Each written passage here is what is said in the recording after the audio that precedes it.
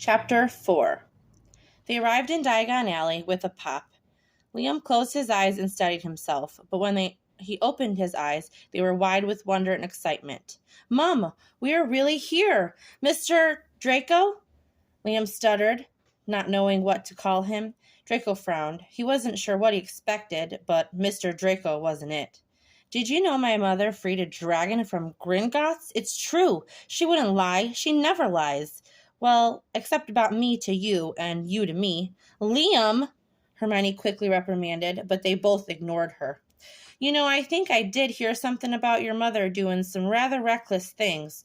Freeing a dragon doesn't surprise me all that much. She has very stupid friends, after all." That earned Draco a quick smack on his shoulder, but Draco didn't care. It was true. "Mom, do you still have a Gringotts account?" "Mr. Draco, I've read all about these vaults and the amazing things inside. You can take a train car down to your vault, and there are goblins working there." Draco watched as Liam was practically vibrating with adrenaline. "Don't you all have wizarding shops in America?" "Of course," she rolled her eyes. "This is different. He's obsessed with wizarding London. We've kind of assimilated into nomad life, so a whole secret world is pretty exciting for a small boy."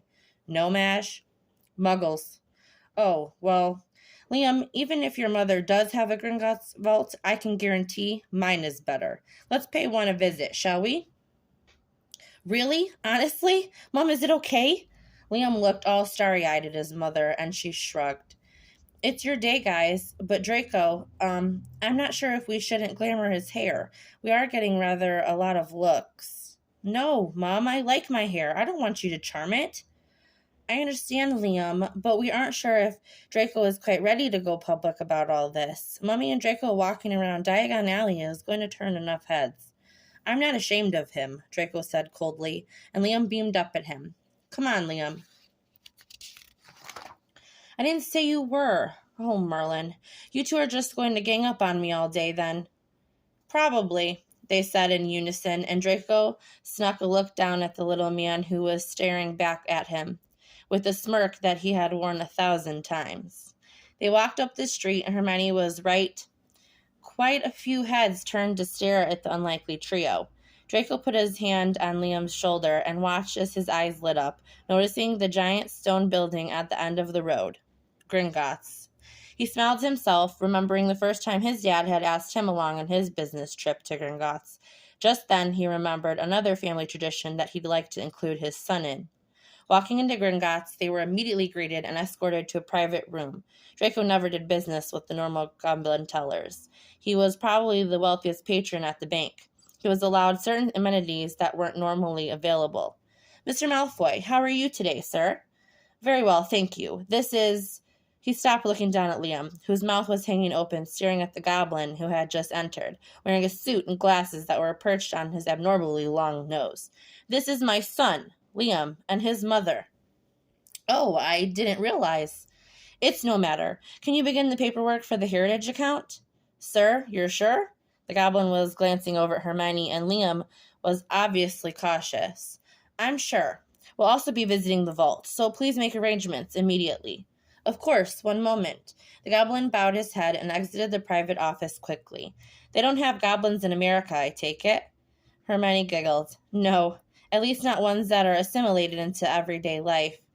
"Are they nomads, Mum?" "No, they have wonderful magic, love." "They are wonderful.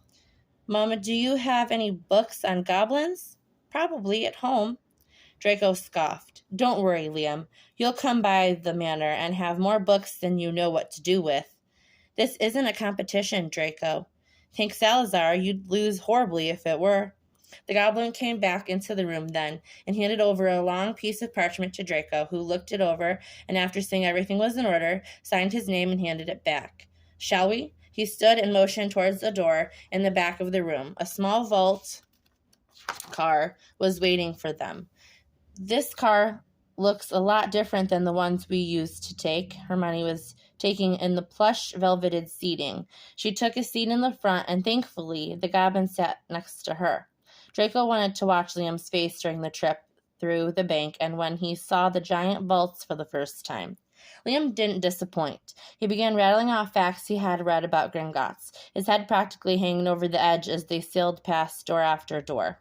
They at last slowed before a large double door with the Malfoy crest engraved in the center. Draco helped Hermione and Liam out of the car and stood proudly before the doors. Finally, they magically opened, and Draco snuck another look at Liam.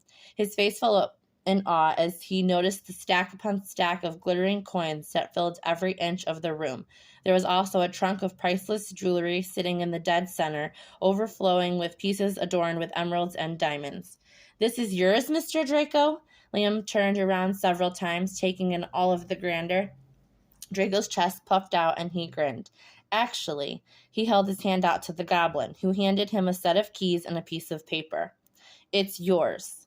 "Draco?" Hermione hissed. He ignored her. "This is the Malfoy Heritage Vault. We have many other vaults here, and this one was given to me when I was about 8. Everything in here is yours. You won't want for anything the rest of your life." Draco was beaming. This had to be the most unbelievable moment of his life. He had just given his son wealth, security, a name that meant something. This was what it meant to be a father. "Oh my God, really? This is mine? This can't be real. Mom, I can buy us a house. Thank you." He threw himself at Draco's legs, and Draco dropped to hug the small child. He knew he would be better than his father. He knew it. "I love being a Malfoy," he said as he squeezed Draco's neck. "Draco, I need to speak to you now." She all but dragged him by his elbow from the boy's embrace, and Draco shook her off. "What's this about? I was having a nice moment," he shouted when they were finally in the hall. "You had absolutely no right to do that. What in the hell were you thinking? You can't give a 4.5-year-old a small fortune," she shrieked. "I assure you, that's not small. You should be thrilled. You just became a wealthy witch," he said with an arched brow. "Let me make this clear. You aren't to give my son any money. He has everything he needs. I don't want him to be spoiled." "Let me make this clear," he hissed back at her. "He's not just your son anymore. You have denied me enough. If I want to give a small fraction of my money to my son, as it has been done for generations before me, I will. You won't be stealing him off to America, and you won't be making unilateral decisions anymore. We can do this as a team. I'm fine with that. Or I can take legal action, which I don't want to, but he's my son. There are certain things that are going to need to happen from here on out. He will also be named the inherent on my will. He will be groomed for an executive position at Malfoy and Company. That's the way these things are done," he said, waving his hand dismissively. Hermione pinched the bridge of her nose and sucked air through her gritted teeth. "I don't want to ruin Liam's day. He's been looking forward to this since he learned where I was born. We will be discussing this later." "Looking forward to it," he said coolly, giving her a tight smile. "Mommy, I found you a tiara!" Liam called from the vault. Draco smirked and Hermione groaned. After hours of exploring and shopping at Diagon Alley, Liam had collapsed into exhaustion. Hermione was doing her best holding him as they made their way to the flue that would take them back to their hotel. She didn't want to apparate with him asleep, as it was always made him feel rather ill. When her arms finally felt like giving out and she was about to wake him up, Draco took him from her. He curled up on his shoulder and wrapped his tiny wrists around his neck. His lips barely parted. Hermione couldn't help but notice how great Draco was with him. All day, he had been attentive and incredibly kind. He had listened to every droll fact. He had taken the time to peruse every shelf at Flourish and Blotts and purchased him every book he showed even in the slightest interest in. Hermione wondered if he would have been a good father from the beginning, or if it was just the newness that made him so great. She thought of what it would have been like to have someone there to help change his diapers, and someone to sit with him during those late nights when he was cutting his molars. Hermione had led a horribly lonely life since she left England. She didn't have hardly any friends, just a few co-workers. She had less dates than she had fingers on one hand in the last almost 5 years since she and Ron broke up. She had figured that was how life was. She had Liam, and honestly, that was more than enough. When she walked through the flue just moments after Draco had and Liam had, she looked around the room at the dozens of shopping bags that were now littering the room. Honestly, what's the point of making him a millionaire if you are still going to buy him everything? He didn't spend a nut of the money he withdrew today, she said quietly, not wanting to wake Liam. Perks of being a Malfoy, I'm afraid. Where should I put him? He whispered back. Just on the bed is fine, thank you. Let me kiss him good night.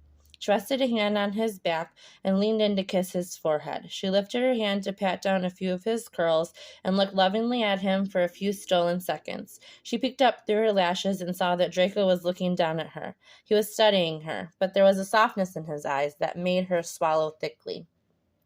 She stepped back and he walked into the room to set him down for sleep. She looked through the bags and had absolutely no idea how they were going to get this back to New York. Maybe Draco would let her store some of them at the manor. Perhaps Liam would have a room at Draco's for when he wanted to visit. Draco re-entered the room smiling. Granger, you have always been and probably always will be a pain in my ass. But damn if we didn't make a brilliant child. As much as it begrudges me to say this, you did a good job with him. Thank you, she said quietly, smiling to herself. He's the best part of my life. I'd like for him to be the best part of my life as well, which means we probably need to talk. I've spoken to the Malfoy attorney, and he's drawing up the prenuptial agreement as well as the change of inheritance. Think Merlin. I couldn't have stood if any money went to my blasted cousin Ezra. He's a right git. Hermione's mouth went dry. Surely he didn't mean. So I'm thinking I'll talk to my parents and then we will throw an official event. You know, he'll be introduced to the others as my son. We can announce our engagement. Our what? She shrieked before remembering her sleeping child. Malfoy, you can't be serious. Am I dreaming? Draco laughed at that. I guess in some rare cases, dreams do come true, Granger. Of course I'll remarry you. You're the mother of my child. You didn't think I'd leave you out some common witch. The prenuptial agreement is very reasonable. Just don't stray from the marital bed or attempt to kill me, and you'll be set for life. Did you want the Malfoy ring, or would you prefer to choose one of your own taste? I don't care either way. Malfoy kept on, talking as though he were discussing a business transaction, if this were a conversation he had every day. Are you proposing? She paled, not wanting to even breathe the thought into existence. Well, I mean, I guess I wouldn't say it was all as romantic as proposing, but sure, if that's what you want to call it. Of course, who would want anything romantic about a proposal, she thought. Malfoy, I'm not going to marry you. That should be obvious. I don't even know you. I hardly like you. My parents hardly stand each other, and they've been together for over 30 years. It's fine. It's not fine. I have a life, a job, a home, a cat. I'm not moving here. I'm not marrying you. I can't believe you would even think that was an option. So what exactly are you proposing? That we live together and live completely separate lives? He squinted in his eyes in confusion. Why would you even for one moment think that I would be living with you? I told you, I'm going back to New York. We are only here a few weeks. Now, if you'd like, we can discuss visitation. Granger, you weren't taking him back to America. It's not fucking happening. You have stolen 4 years from me. I will hire every lawyer I can get my hands on and pay off every magistrate between here and China. But you aren't taking him out of this country. He glared at her. Are you threatening me? I'm telling you, I want my son in my life. Will you please work with me on this? He spoke, a little softer. Please. You aren't even trying to see this from my point of view. Imagine, for a second, that you were in my shoes. I need you to be reasonable. Hermione chewed on her cheek and thought about what he was asking. Could she move back to London? I need some time to think about all this. To be clear, not the marriage part. That's ridiculous. But I wasn't even expecting to see you this trip. Now, 24 hours later, I'm being asked to move back to England. Okay, well, one more matter discussed then. Hermione eyed him warily. I'd like you and Liam to stay at the manor. I've obviously More than enough room. My parents no longer live there. You'll have your own space, and I won't intrude on your privacy. I'd like to see him. I'd like this to work out for all of us." Hermione hardly even recognized the man in front of her. Where had Malfoy gone? He really wasn't making a ridiculous request, and it'd be similar to staying in a hotel suite for 2 weeks. Liam would be happy, and she'd be able to keep him close while still allowing them to get to know each other. She sighed. "All right, I will concede in that end. We will stay with you, but I'd like Liam and I to have rooms next to each other. We will get lost in that place for sure, and, I hope you wouldn't mind, but maybe no overnight guests while we are there." "What do you mean? Other witches?" He smirked at her. "Jealous, Granger?" He has never in his life had a father figure, never had a man he could look up to. He's already starting to idolize you, and I don't want him getting the idea that having casual sex with promiscuous witches is something to be sought after. I'm not trying to criticize the way you live your life, but I have tried to raise Liam to value things other than money, power, and sex. I'd like you to respect that as you get to know him. "You think you know so much, don't you, Granger? Brightest witch of your age and all that?" He was snarling. "You are describing someone very different than who I am, than who I ever was. I'm not sure where you get your information, but this weekend I do have a date, and that date is playing 3 vs. 2 Quidditch at the Potters, and then having dinner with them. I want a family. I want stability, and I have a chance at that with Liam. Don't presume to know anything about me other than what you've made up in your mind." Draco stood and apparated out without another word, the resounding snap of his apparition leaving goosebumps along her skin. She walked into the bathroom and drew a steaming hot bath. She tied her hair up and undressed, stopping to inspect herself in the mirror. She'd be 30 next month, and the age hadn't seemed as daunting as she once thought. She still felt young. Her body hadn't been too affected by having Liam, her stomach still tight and flat, only a few silver stretch marks near her belly button. She dipped a toe into the water and charmed it wondrously to stay a perfect temperature. What was keeping her in New York? Her job? She could find another, and probably one that paid better, and she liked more. She had no real friends, no boyfriend. She could pack up the flat and be back within a few days. Liam would be ecstatic. He was in love with the idea of a secret wizarding world. He had even picked up on her accent a little, and his fell somewhere between American and English. Harry seemed to trust Draco, and that should mean that she could too. Then there was the matter of her parents. She could be closer. She could try and mend that relationship while there was still time. She would hopefully be able to change their minds on magic and maybe repair their memories at least somewhat. She'd be able to be near the Potters. She wouldn't be alone anymore. Hermione made the decision the only way she knew how. Logically. It was time to return home. Time to return to London.